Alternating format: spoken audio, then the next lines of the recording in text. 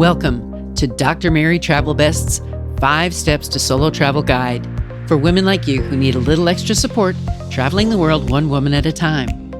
I've been traveling solo since 1972, and you can read the latest in the best-selling book series, 5 Steps to Solo Travel, Part B, A Woman's Guide to Destinations in Her Prime.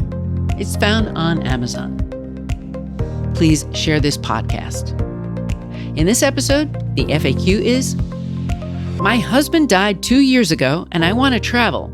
Is that selfish of me? Is that disrespectful? Today's destination is Lincoln Park, Chicago. Today's mistake? Buy the unique purse when you can. And travel advice? For 1 week of travel, be an extrovert. So now for the FAQ. This came in from a woman who said, my husband died 2 years ago, and now I want to travel. Is that selfish of me? Is that disrespectful? And the answer is no. Your husband would have liked you to travel. Go ahead, as long as you can afford it.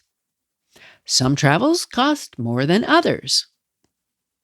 I did hear about some single women and even couples who decided to live on a cruise ship. For some people, living on a ship is cheaper than having a mortgage. You can see the show notes for examples.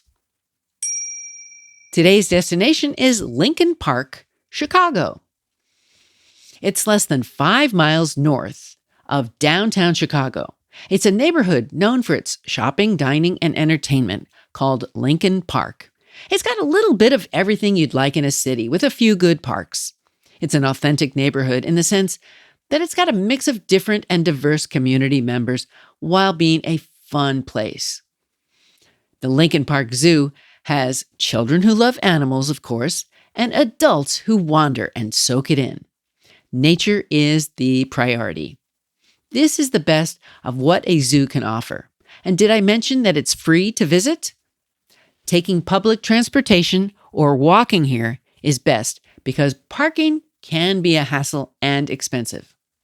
The closest subway stations to Lincoln Park Zoo are 3 of them: Clark and Armitage, Armitage and Clark, and Stockton and Armitage. Just a few minutes. Now, 2 miles north of this area is Wrigley Field, home of the Chicago Cubs. You may enjoy a game while visiting the area, and I'd suggest it. Now for today's mistake. Did you ever want to buy that purse, that unique purse, and you didn't? Well, my friend Carol is sorry she didn't purchase that purse on her vacation. She regrets not buying it because she never found another one like it again. She believes that if you see something unique, buy it. Don't expect to find another one like it toward the end of your trip. Now, this is against my advice in my book. My advice usually is to wait and just find it later, like at the end of your trip. But in this example, it would make more sense to buy now and not worry about getting it later if it's an item you really want. And now today's travel advice. For that 1 week of travel, be an extrovert. You may naturally be an introvert and not want to meet new people.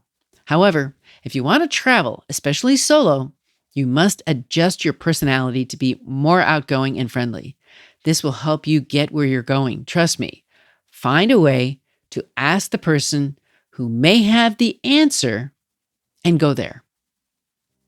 I want to bring meaning to your travels. So send a question or travel tip to info@drmarytravelbest.com. Let's connect on my website or on any social channels. What's on your travel bucket list? Tell the doctor and her team of women who travel the world seeking the very best. Dr. Travelbest, that is.